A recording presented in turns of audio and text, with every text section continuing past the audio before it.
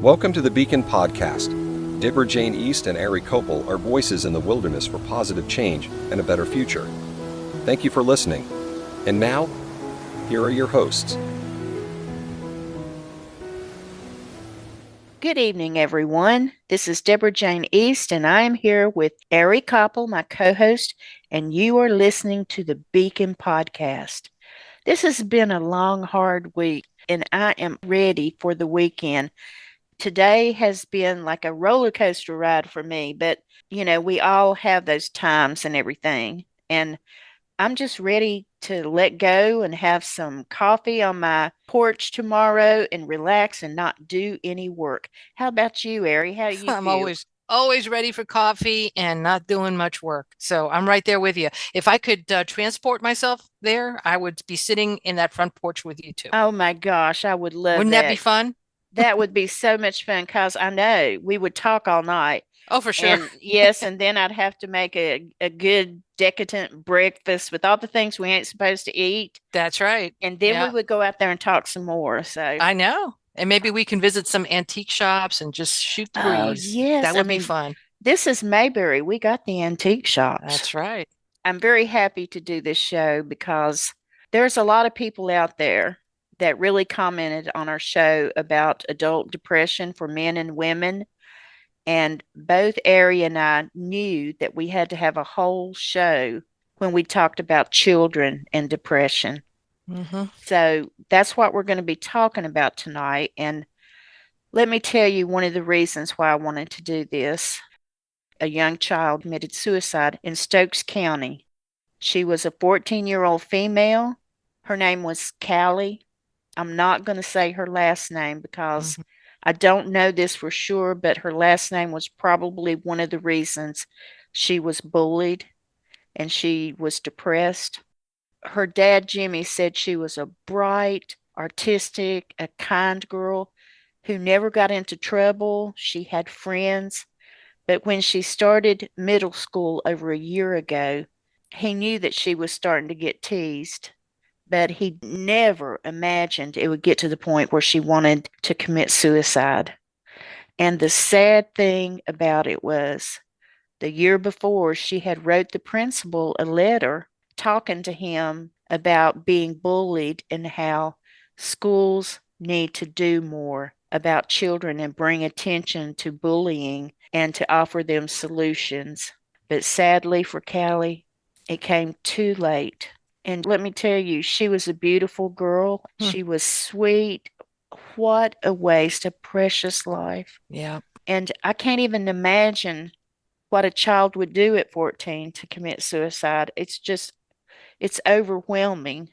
But I have read the amount of bullying has increased significantly over the past 5 years. The Boys and Girls Club of America shows 40% of children saying they were bullied in school or on campus. Wow. Okay.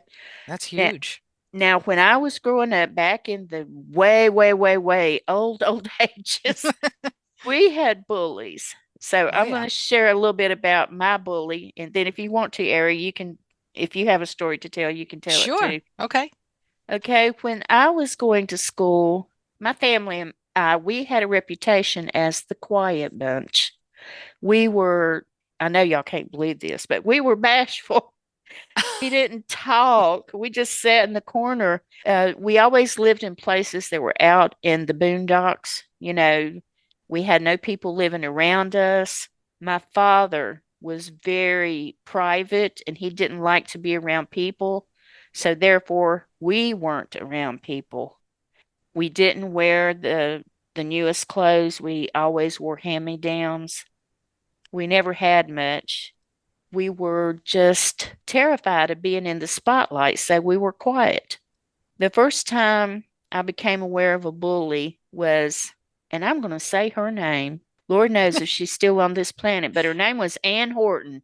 Okay. I'm And going to look her up right now. look her up, honey. Look her up. We're She going to looked, take care of business. she looked like Cher. She was way ahead of her time. She wore Oh, mini skirts. She had short, jet black hair and wore red lipstick. I don't know why, but she looked at my younger sister, Irene, And Irene was only 5 or 6, Oh, just had man. started school. And Anne made a big spectacle on the bus. And she pointed at her and she said, "What do you have to say about it?"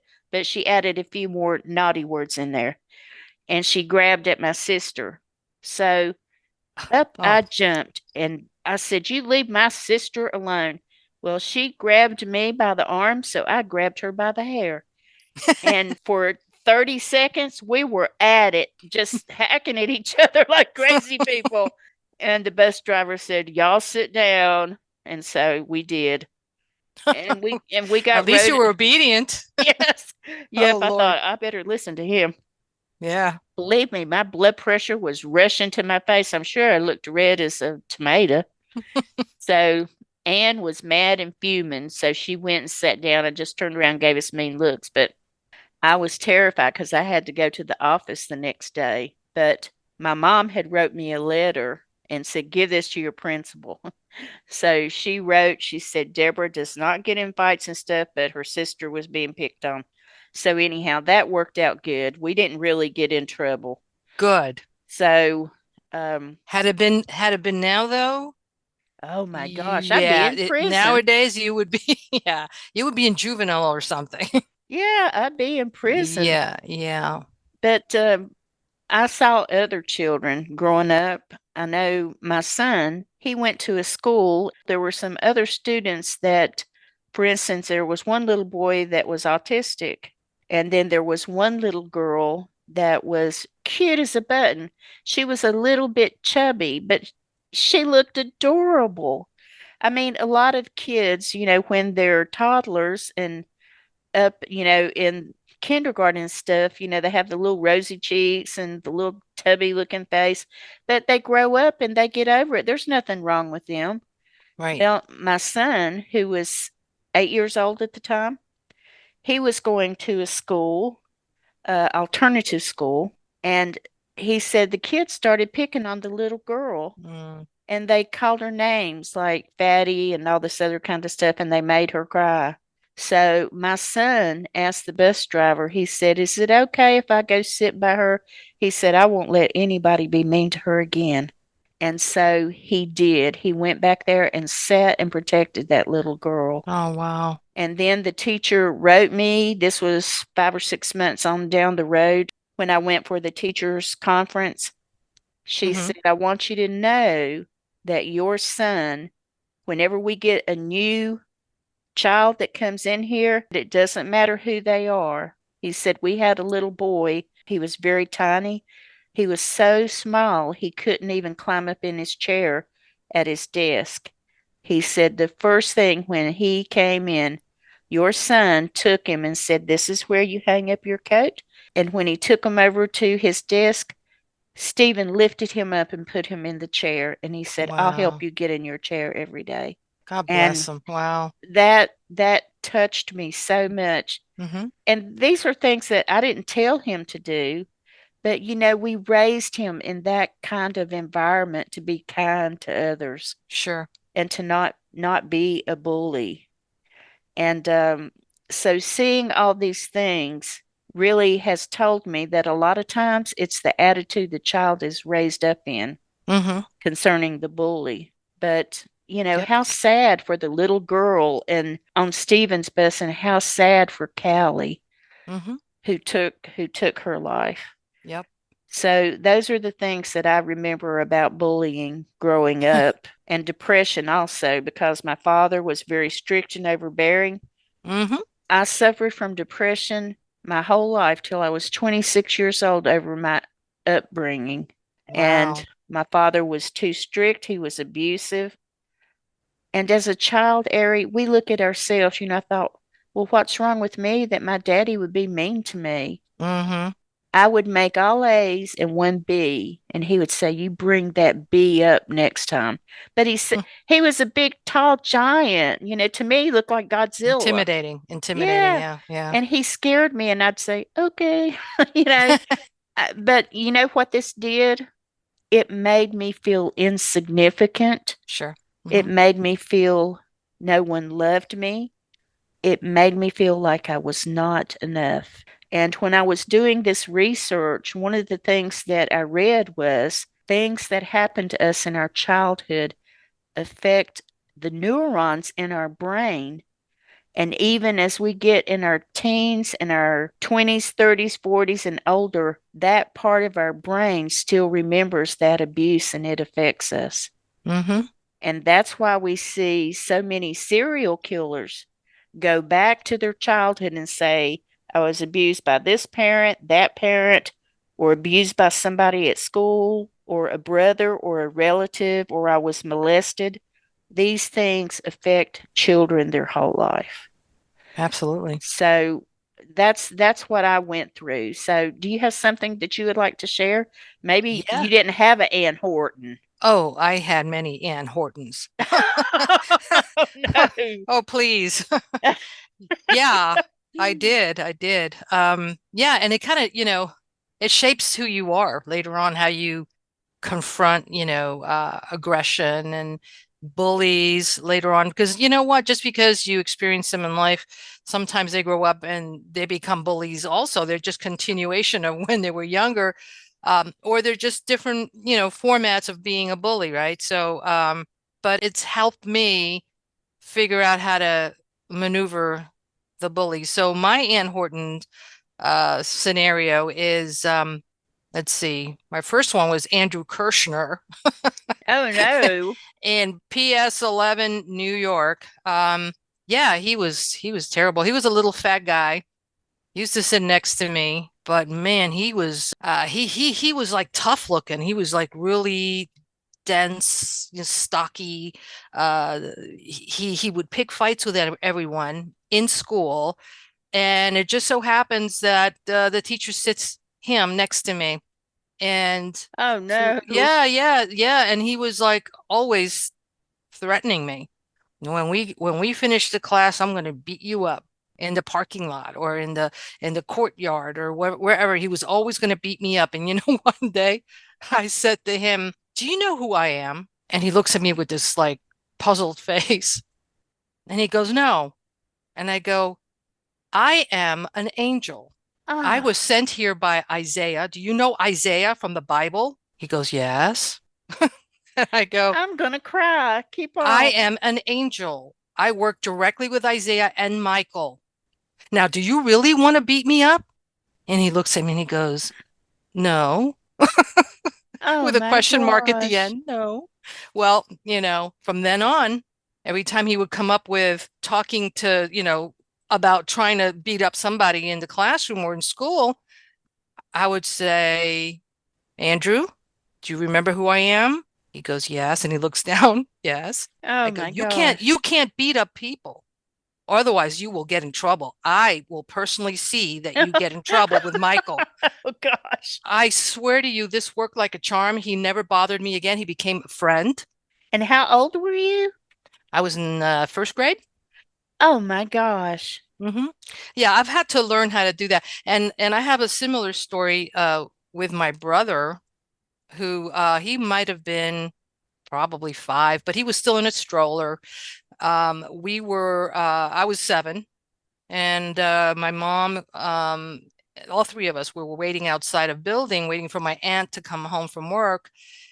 And this kid from the building, I had seen him in the building before, tall kid, and probably about 13 or so, because he did say he was that, with glasses. He would always say nasty things to us, but that day we were waiting outside and he comes up to my brother and starts picking a fight with a 5-year-old in a stroller, to the point that he Oh. kicks my brother in the stomach. Oh And my I go, "No, gosh. you don't." I look at him and I go up to him. He's like, I'm looking up at him like he's a giant. I'm a midget compared to him. And I look at him and he goes, "You leave my brother alone." And he goes down to me. He goes, "Oh, really? Make me." And I go, "I'll make you." And he goes, "How old are you?" And I go, "7." He goes, he Oh goes, gosh. "I'm 13." Oh And no. he picks me up. He picks me up by the collar, and my feet are dangling, right? Uh, And I'm all of a sudden, this thing came over me like this superhuman power, because I used to watch all these superhero cartoons and whatnot. So I developed this mantra in my head that I would become a superhuman whenever I said that mantra. And so I became a superhuman because I was saying the mantra. And all of a sudden I start beating the living daylights out of this kid, No way. beating Oh the gosh. living daylights out of him to the point he ran. And you know what I did? I left What? my mom and my brother, and I ran down Skillman Avenue in New York, along I guess it was Skillman Avenue. I'm guessing. I can't remember. Um, I was basically running parallel to the train tracks, chasing this kid, and then he would stop to catch his breath, and I wouldn't stop, and then I would catch him and beat the living daylights out of him again. His glasses Gosh. were all warped. Oh my I goodness. shattered his glasses, and he goes, "I'm gonna call the police," and I go, "You do that." Oh my gosh. You called his bluff, honey. Oh Mm-hmm. I gosh. beat the living daylights out of him, and he kept running, and I just went back to my mom and my brother, who was still crying after being kicked. And he comes back, like tail between his legs, and he says, "I'm calling the police." And I go, "Yes, yes, please call the police. Call the police." And I never saw him again. That was the end of that. So this little 7-year-old girl beat the living daylights out of this bully who would pick on a vulnerable kid. But Wow. that's what they do. They pick on, the innocent and the vulnerable and all that. So, yeah. Wow. And But yeah, they do look for the vulnerable, the quiet ones, the ones mhm, that are bashful or, yeah. maybe they look poor or they don't dress like everybody else. Yeah, no, and But that's one of the reasons again that I was bullied, because like you, my parents were very strict as well. And my father was, not mean. He was never mean. He never hit. My parents never hit me, thank God. I'm very blessed that way. But they were very strict and old-fashioned. And so I lacked a lot of skills, like social skills. I was very shy, very introverted, only had adults around me with the exception of my brother. So if I was ever invited to a party, if I was very awkward, I didn't know how to, interact. And on top of that, I have a very unusual, very beautiful name, but I don't use it because I was made fun at school. And so that name I just don't use. But so that was another reason to get bullied and picked on and stuff like that. So yeah, I've had to deal with my share, but I've always come up with a story. Every time I was bullied by Renee, and that was in second grade, Renee would come up to me and say, "I'm going to beat you." I mean, she's a girl. She's just tough, a tomboy. She would come up to me in the line and say, "I'm going to beat you up today." And I go, "Yeah, go ahead." And she goes, "Yeah, well, you wait for me outside. I'll beat you up." And I go, "Here, let me show you. I'm going to take a pencil." And I would take a pencil, and I go, "You hold it like this." And then I would chop it pop in half. And I go, "See, I know karate. So go ahead. Go ahead and beat me up." Of course, I didn't know anything about karate, but she thought so. And that was right. the end of Renee. Renee and I became friends, and so on and so forth. So, yeah, the bullies, I've had to somehow, find a way to charm them and kind of meet them halfway and see what it is that they don't like about me and then overcome that. It's been a challenge, but I've had many bullies in Oh my my life. goodness. Well, I think everybody has. I know I had a friend over the other week and I was talking about these issues with her and I said, "Were you ever bullied?" She said, "Yeah, but for an odd reason." I said, "Why?" She said, "They bullied me because they saw my mom in town and she had on green glasses." Oh, Lord. I said, "They bullied you because your mom wore green sunglasses?" She said, "Yeah." And I said, "Really?" She said, "Yeah." They said, "Your mama wears green glasses." Oh, yeah. And Yeah. They have and to make fun. yeah, they have to make fun and sometimes they don't have a reason, but they'll Hmm. pick anything. Yeah. And Yeah. and if you're a quiet child or you're a shy child, getting all that attention focused on you is horrible, isn't it? It sure is. I wanted to tell you, I don't know if we have time. I just wanted to tell you about Terry Badger. He's a little Oh, boy please who do. also, okay. And this is in honor of him and his situation, the poor thing. But this child was 13 years old, and of course I'm speaking in the past, as you can see.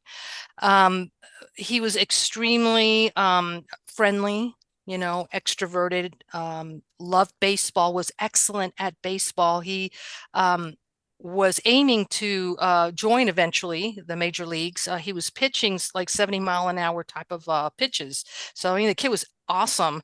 Again, one of those kids that had an amazing, huge heart. He felt he was a protector of others. So I'm just trying to give you the framework of who he was, right? He was loved by his family, and that type of thing. But his parents noticed that he was becoming withdrawn.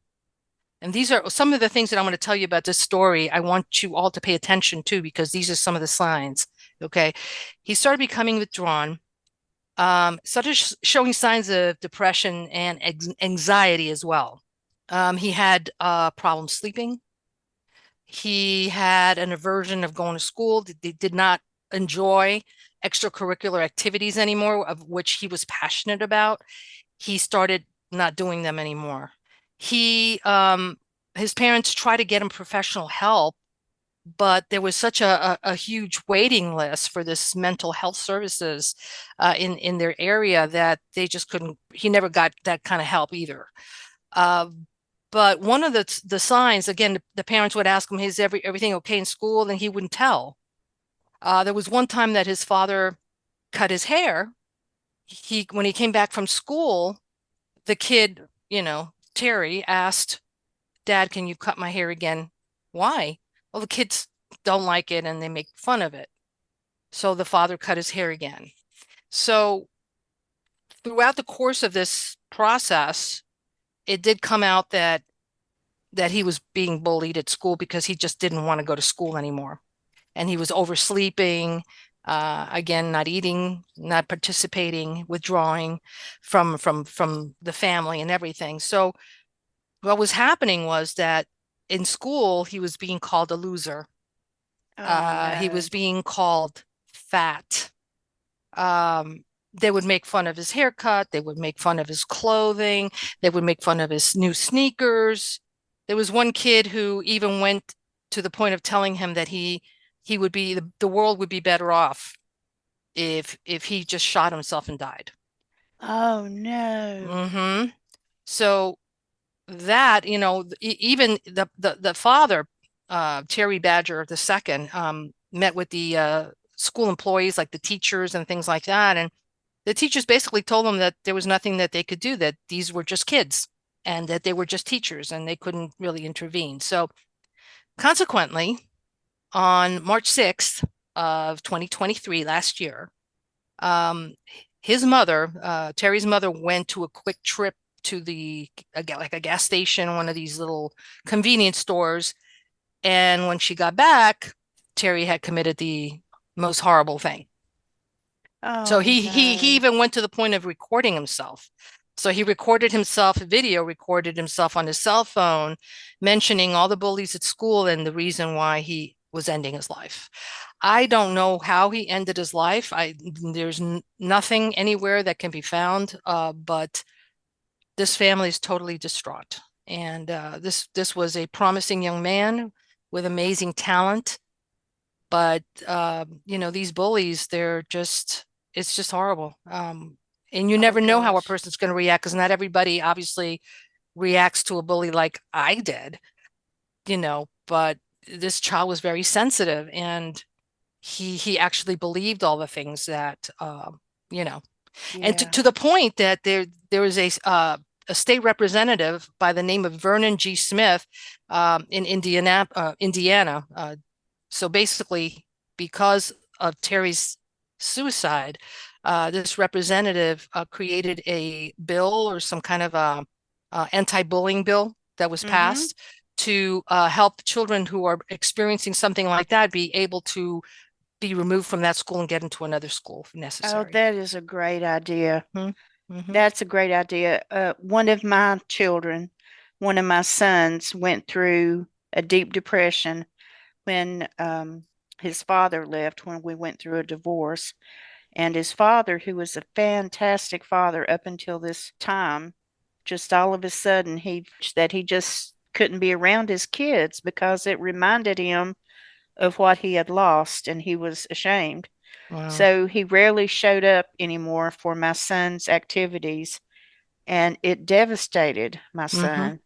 So when I went to the teachers' meeting, I got so upset. One of the teachers said, "Well, he's not doing good in class because he falls asleep all the time. He just sleeps in class." Hmm. And I said, "He's not sleeping." I said, "He is depressed." She said, "No, he's not. He's just lazy." And she went on and on. And I said, "He's just an 8-year-old boy." Mm-hmm. I said, "He can't sleep at night. He has nightmares. He sleepwalks." And she said, "Well, he's just being lazy." So the principal suggested that I take him to a counselor. And so she diagnosed him, it's called depressive disorder, meaning children that get depressed by situational things like a Yeah. divorce or a loss of another sibling. And so I started therapy with her for Stephen because she specialized. She specialized in children. So one of the first things she did when I took him, because I thought, how is she going to counsel somebody, a little Right. child that doesn't can't even verbally, say what's wrong with them? She had her dog there that did tricks. She would place a little bone on his nose and tell him not to move, count to three, and then she'd say go, and he'd throw it up in the air and eat it. So she let my son teach her dog the same thing. So that just made him love being there playing with that dog. Mm-hmm. The Yep. next therapy she did is she gave him paper and crayons and said, "Draw your family." And I will never forget this, Ari. He drew all of us in the family, and his picture was the last one. Carrie, which was his counselor, came over to me and she said, he was playing with some other toys and not paying attention. She said, "I want you to look at this picture." And it was all of us. I could tell I was the mama and the daddy and his brother. And then over in the corner, the smallest one, which was he was the youngest in the family. It showed him, but he didn't have a head. It Oh, was wow. just his neck from down. And she said, I asked him why he didn't have a head. And he said, "I feel invisible to my dad, like he doesn't see me Oh. anymore and he doesn't love me." Mm-mm. Do you know how deep that is? Mm, yeah. That's why it is important to get your child, if they are depressed, into cognitive therapy, to a place where they can find ways for them to verbalize. And they do this often with sexual abuse with Mm-hmm. children. Children don't know the terms for rape or for the body parts. They will give them anatomically correct dolls, like little rag dolls with a dress or pants, and it has all the body parts, and they'll put them in a little kitchen setting and they'll watch the kids play with them. And as they're playing with them, the therapist will say, "Has so and so ever touched you anywhere on your body?" And they'll say, "Yes." And then she'll say, "Point to where they touch you." So if your child is going through depression and they're not speaking to you, and you see a change in their behavior, a decreased appetite, or they're not sleeping, or maybe they're hateful and they have, scream for no reason. Some kids, are like that. Another thing, now this is very important. Your child may start wetting the bed or having accidents at school. Um, and counselors will say, "Oh, well, they're just nervous," or, whatever, their bladder's still growing. There was a case that was in the news this past few weeks because they finally convicted the father who killed his daughter. She was little 8-year-old Harmony Montgomery, a tiny, tiny little thing. She didn't even, maybe she weighed 50 pounds. She was so small. And her father was loud and abusive and he did drugs. and he would yell at the kids, and he would slap her if he got mad, gave her a black eye. Hmm. So they became homeless and they had to live in their car. The man and woman was in the front, the three kids were in the back. It was his two children with the new wife, and Harmony was from his first wife. Well, the father would give her a black eye, hit her, and then she would wet herself or she would Oh. have a number two accident. And that infuriated him. He would say, "You are so lazy," and he would beat her more. And her last moments on earth were from her having an accident with her bowels. And he was saying, "You are lazy," Hmm. cursed her. He took his fist, and then she was no more. A Wow. little innocent child. Oh yeah. And she had started having the bedwetting problems for weeks ahead of that. It was all because of her nerves. I mean, I can imagine when I was a child and my father got mad at me, it terrorized me. All of these symptoms, with their bodies, they're still growing. They don't understand all the things. They might be real nervous and jittery. They might not eat. A lot of times they'll say, "I can't go to school. My stomach hurts me." Mm-hmm.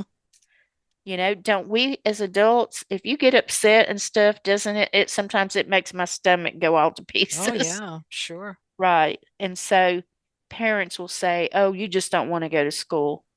No, maybe something is wrong with your child. Mm-hmm. Maybe it's something they need to talk about. Yep. So all of these things that both Ari and I have mentioned are possibilities that your child could be experiencing. And for you working parents out there, now I know it's hard on you. Where you might see some of the signs earlier is through your child's teacher. The good old progress reports. Remember those? Where the Oh, teacher I wrote hated about them. all your either talents or your problems and issues. Yep. I read a book about a child one time that got bad reviews, and what his problem was, he was always stealing people's lunches and stealing them and got in trouble for stealing lunch money and stuff. It turns out he was very depressed. Why? Because his stepmother was starving him to death. Oh my goodness. And when she found out that he had ate food, like he stole somebody's lunch, when he got home, she would make him throw up because she didn't want him to have any food. This is a true story. Oh wow. And it was called A Boy Named It. She wouldn't even call him by his name. Hmm. So, some of children's problems with depression, it's not really them, it's their parent. Their Yep. parents don't know how to be parents. They're cruel. They have mental issues. They may be an alcoholic. They might just not be knowledgeable. They might not have the education, to be a parent. And so, what's the cure for that? Then the parents need to get some help. But that's so difficult, isn't it, Ari, to get parents to go Oh, get counseling? oh, for sure. I know. It really is. A lot of parents don't even think they have an issue. And so they certainly are not going to admit that they have one, even if they did recognize that they have an issue. But I have a couple of other like things that could trigger Oh, depression as sure, well. please. Yeah. Yeah. So, of course, like social awkwardness, right? Because Yep. again, you're socially handicapped and you can't interact. So sometimes you're sheltered by parents, or your guardians or whatever. So that kind of makes you, um, different, right? You're different. And so you can't relate. And so again, that causes depression. Self-esteem issues, obviously, self-worth issues, your relevancy in society, how you fit in, what's the bigger picture? Are you worthy to be, part of this world? All those things, believe it or not, I had those thoughts in my head when I was a kid, believe it or not. And at that age, I kind of felt like, why am I here? What's the relevancy of my existence? And you start questioning that, and then on top of that, you're alone. Yeah, you're going to get depressed. Sickness, obviously, if you're sick, any type of illness might get you depressed. Genetics, right? Passing Oh, down that definitely. depression. Passing it down, boy, I tell you, the gift that keeps giving, Oh, yes. depression. Yeah. Because Um, family members can have mood disorders or be more prone to be bipolar or right. other things like that.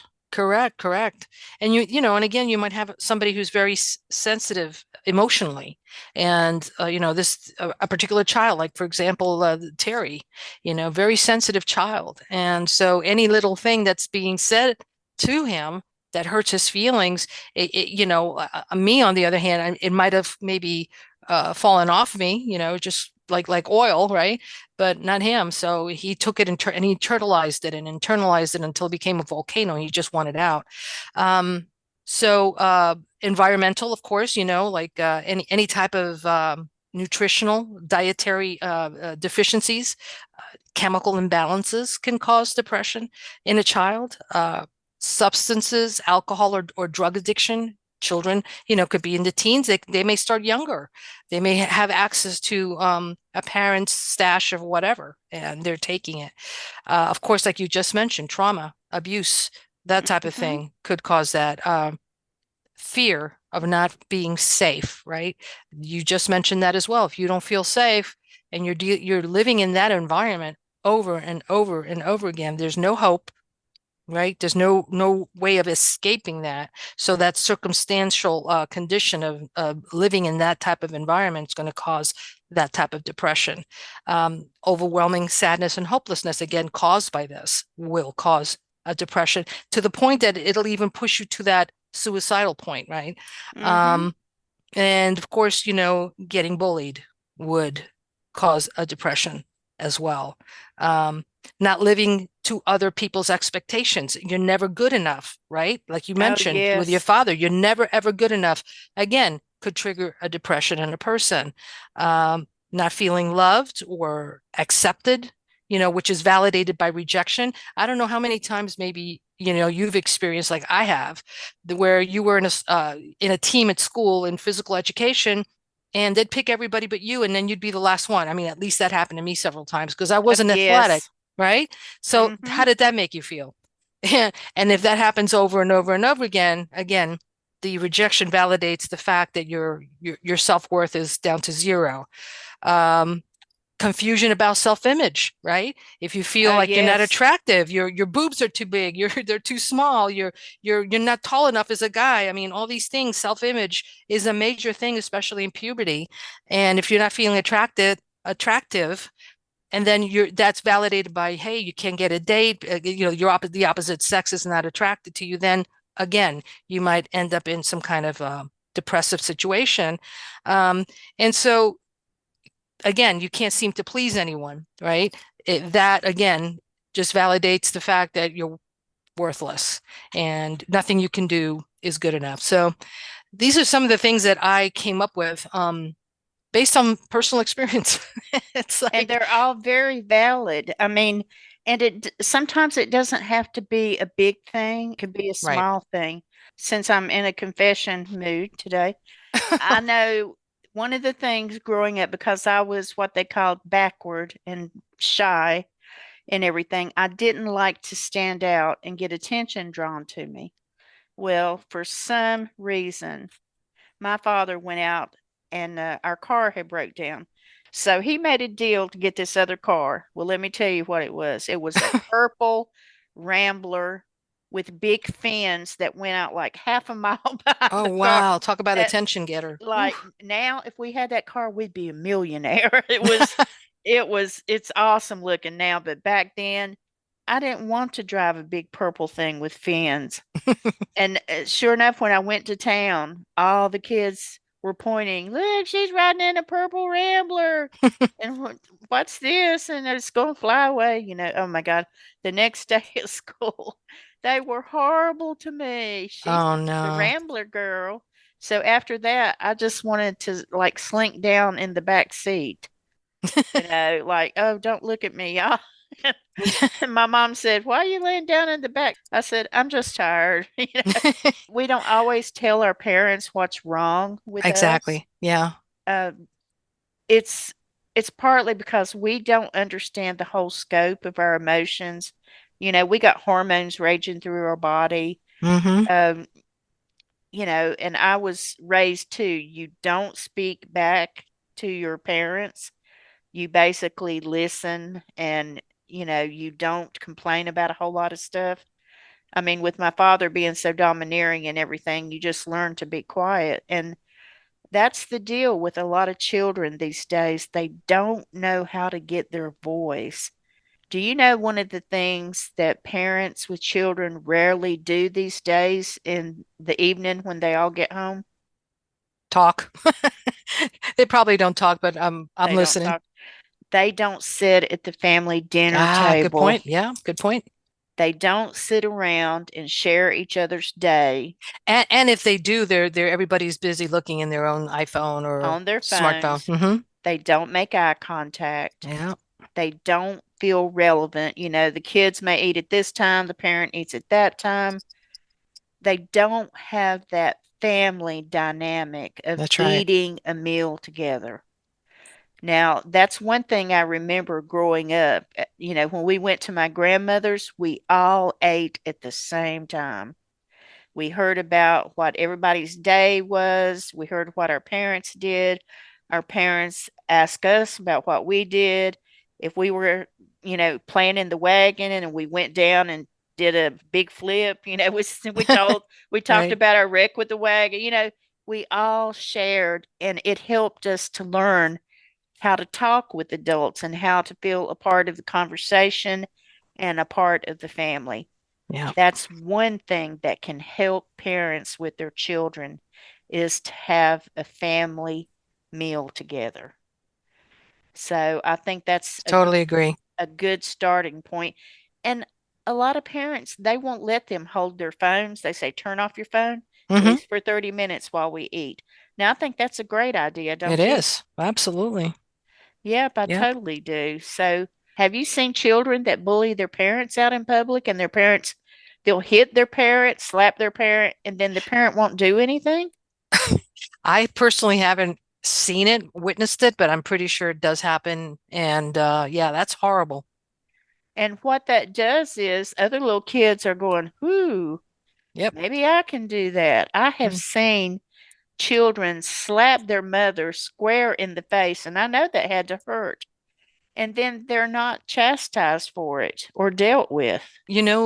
I think a lot of times that can happen when the parents are rearing the children in a way that the kids are more like friends, Yeah, and there's such a respect going on. And so, hey, little Johnny, what is your opinion? And well, what do you think about that? How about this? And in other words, the child is almost at the equal of an adult. And so there's no the discipline, not that I would like, again, I was never hit as a child because I was a good kid. It really was.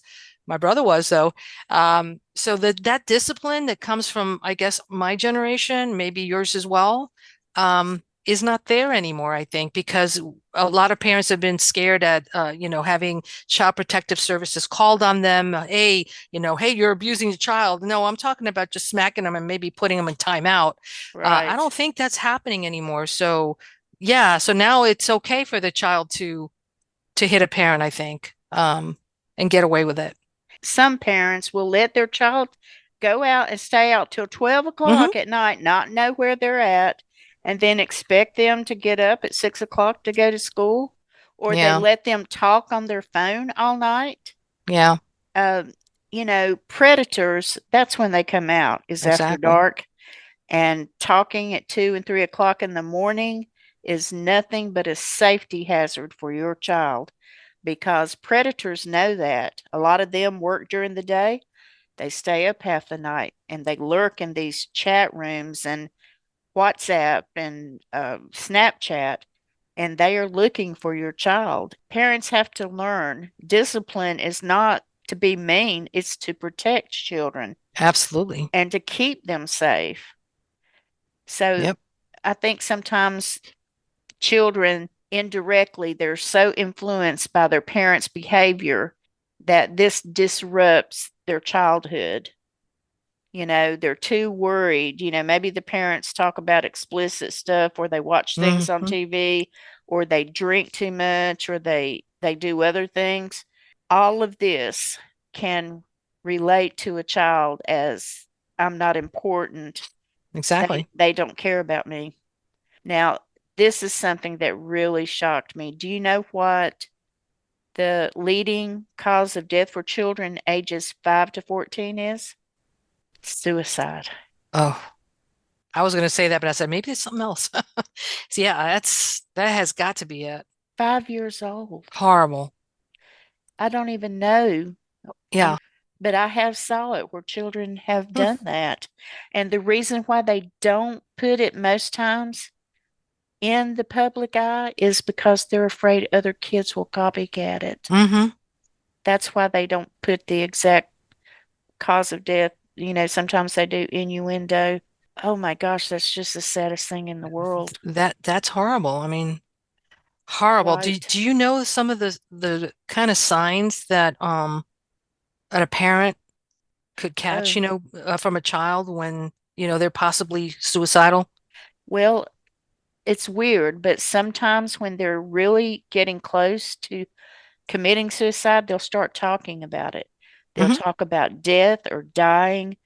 Sometimes they'll take their belongings and they'll say, I want my sister to have this, or Hmm. I'm leaving my collection to this person. Now, I had a family member that worked at a hospital one time in the ER, and that weekend she was very upset. And I said, what's going on? She said, we had a suicide victim. He was a teenager, he was paraplegic, he was in a wheelchair, and he came all the way up here from Winston-Salem to commit suicide in his van. And he wrote a letter and he said to who he wanted all of his belongings to go to.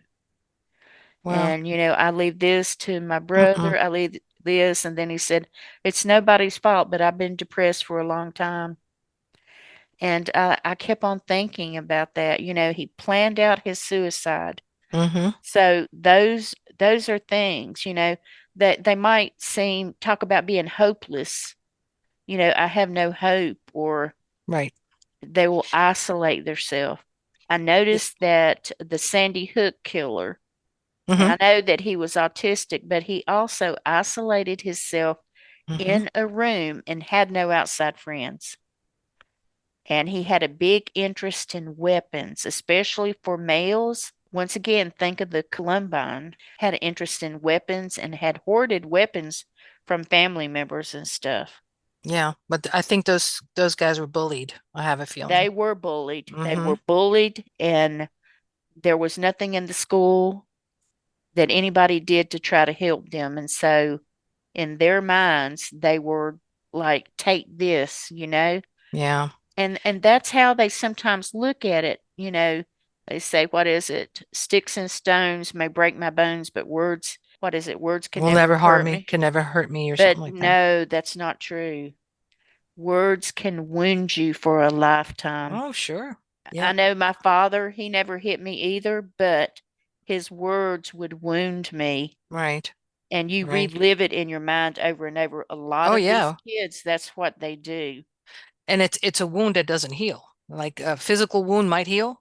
Those kind of, wounds that are emotional and psychological, and they don't heal sometimes. No. Um, but just so you know too, some other signs of being suicide is that they not only, say things like, for example, like, I can't take it anymore. Um, no one will even notice that I'm gone, type of thing. I'm a burden, you know, I'm out, I'm done, type of thing.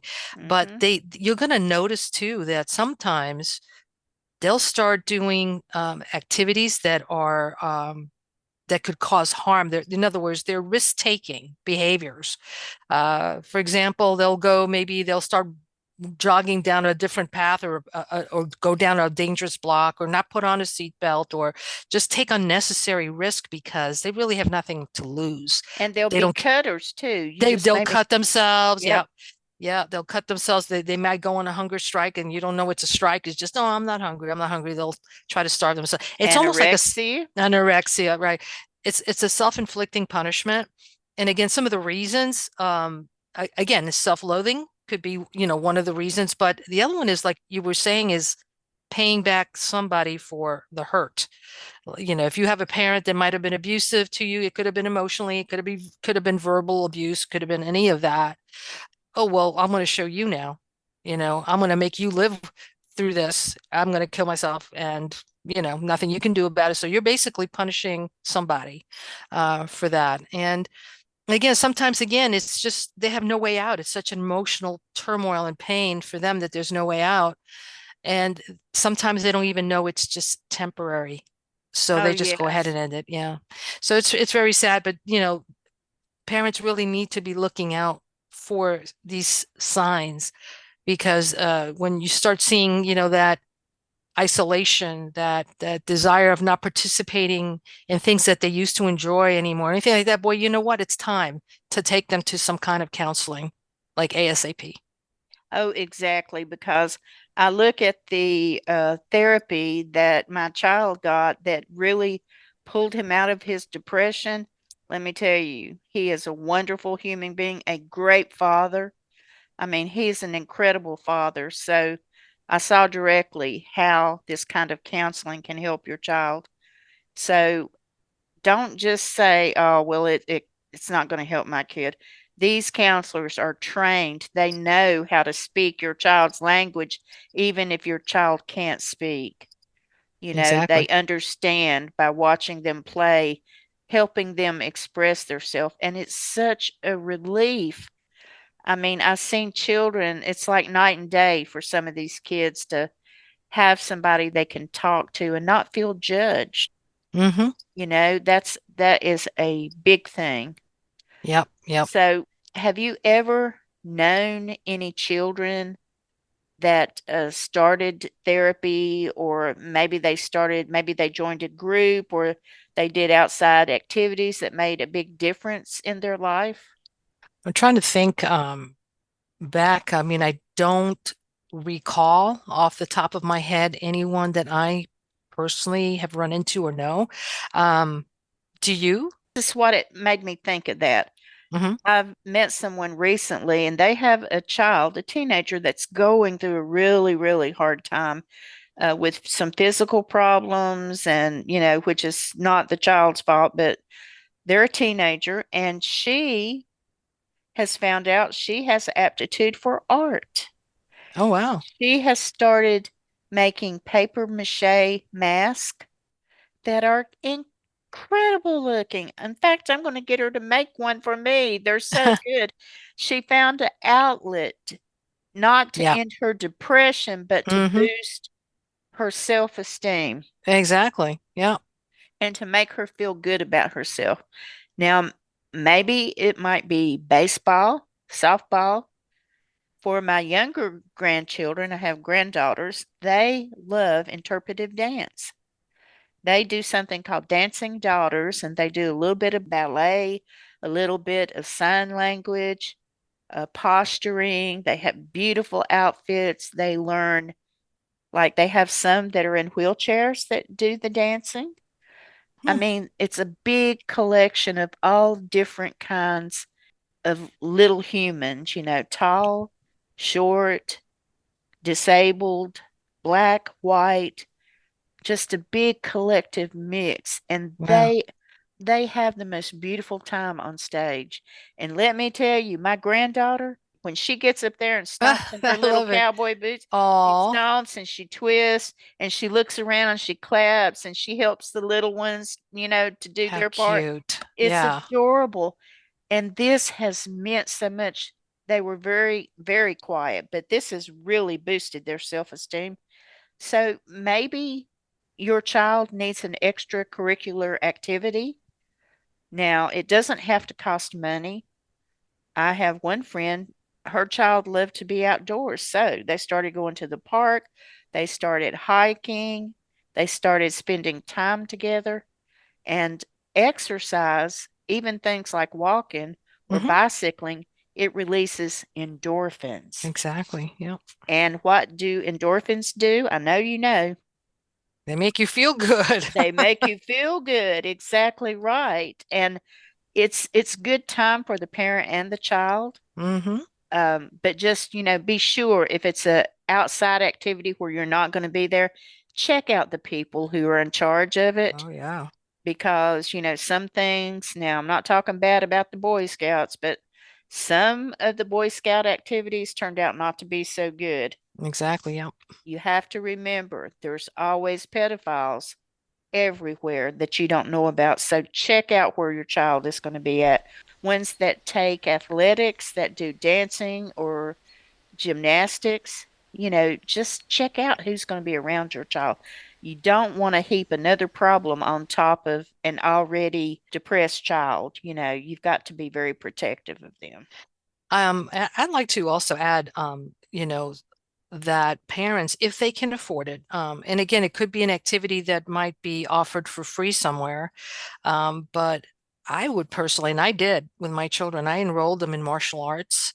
Oh, Only be great yeah, idea. because it gives you a boost of self-esteem, like you know what you're doing, God forbid some real bully is going to hurt you physically, not just call you names. There are bullies that will actually hurt a person, a child, and it would be great. It's a confidence booster to be able to have that child know what to do in a situation like that. But it gives them self-discipline too, and their whole demeanor changes. Is like their wiring in their brain changes, and they become more positive, more outgoing, uh, you know, um, full of self-esteem and confidence. So all these things are positive. Again, a person may or a family may not be able to afford classes like that, but there might be a youth group or some kind of like a Or youth club or something, scholarships. or scholarships, yeah, that might be able to provide services like that or classes like that. I think that that is huge. And I think too that parents need to take the time also to get to know their children a little bit more. And that comes with, talking to them, right? Like you said, spending some time at the dinner table, or taking them to school if you can, or just, hey, how did school go? Talking to them so that you can get to know, what they're, how they look at you, right? Sometimes they'll talk to you, won't look at you if they're talking to you.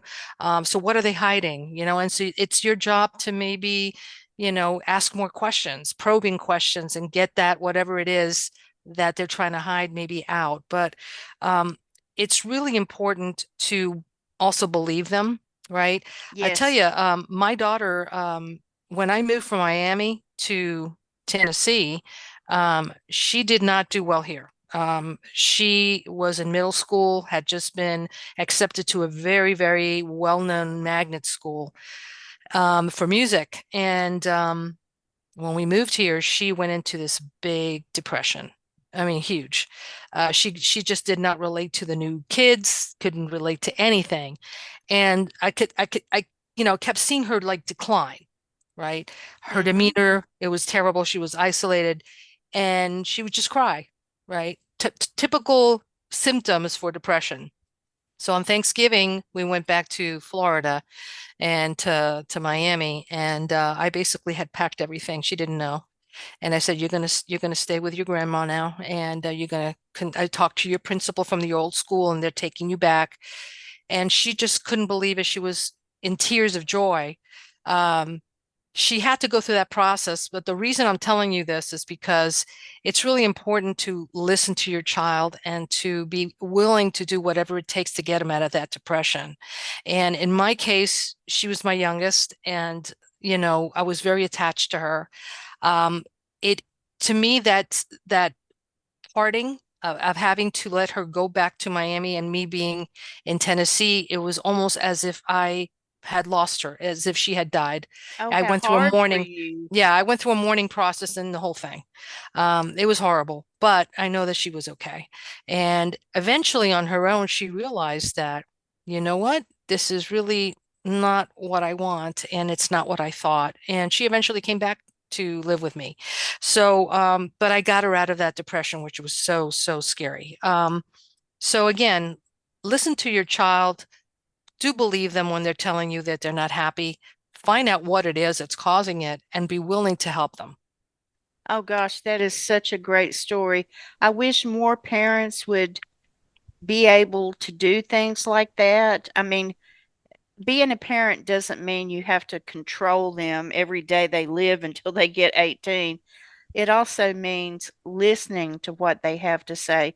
And sometimes for them to learn a lesson, Ari, they have to make the mistake. Exactly. They have to Yep. make the mistake. So, because if you hadn't have done that, she would have blamed everything on you. Exactly. Yeah. And Right. who knows where that depression would have, gone to. It would have turned into something worse, you Oh, know. wow. I totally agree. And one other thing that I want to add here, because we're getting close to the end of the Hmm. show, do not let your teenagers drink energy drinks. Do not let them vape. Do not let them drink Red Bulls or any of those drinks that they have at the service stations. Hmm. They even have some of them, they're calling them gas station heroin Oh, wow. because they are loaded with chemicals, more caffeine than an adult should even ingest. And these are dangerous for their heart. They will keep them up all night. They are not good for them. So, you should always try to get your teenagers to drink and eat things that are healthy because if you're pumped up with stress and you have a test the next day, do you think you're going to remember anything when you Right. study? Right. No. Right. Right. Yep. Might stay up late, but you're not going to retain the knowledge. So take away a lot of the sugary drinks, refined sugar, good sleep. I mean, I feel great when I sleep 8 hours, don't you? Hmm. I Yeah. can't get by on two Minimum. and 3 hours because, it's just how I am. But all of these things that we've mentioned, you know, these are things that both Ari and I went through when we were children. This is what our kids have went through, our acquaintances and family members. But all in all, it is not easy being a kid these days. No, So it was bad when we were growing up, and now it's worse. right. So think about the things that you can do that don't cost money. Like Ari said, organize family gatherings, eat together at the table, go on walks, encourage a lot of families ride bicycles together. All of these things they might seem insignificant, but they can make a big change in your life. Yeah. So if you're out there and you feel like there is a child in immediate danger, you can call 000 and stay with them until they are safe. Somebody will come or contact you to see how they can help that child. Maybe you're visiting somebody and you notice that, there's a child that seems like they want to hurt themselves or something. So that is a number. It's easy to remember 000. But if you find a child and you or teenager, and they are going to hurt themselves and they're talking about suicide, there's something called the Kids Helpline, and that's 1-800-55-1800. So once again, Kids Helpline, 1-800-55-1800. And we'll put those at the bottom of the videos so that you can have access to them. And there's also something called Parent Line and digital services also at Head to Health. We'll put those lines up too because sometimes you might not get through one number. We want at least to give you some choices. So that wraps up our show. Parents, hug those kids tonight. All you Ann Hortons out there, hey, me and Ari, we got your number. Oh, we do.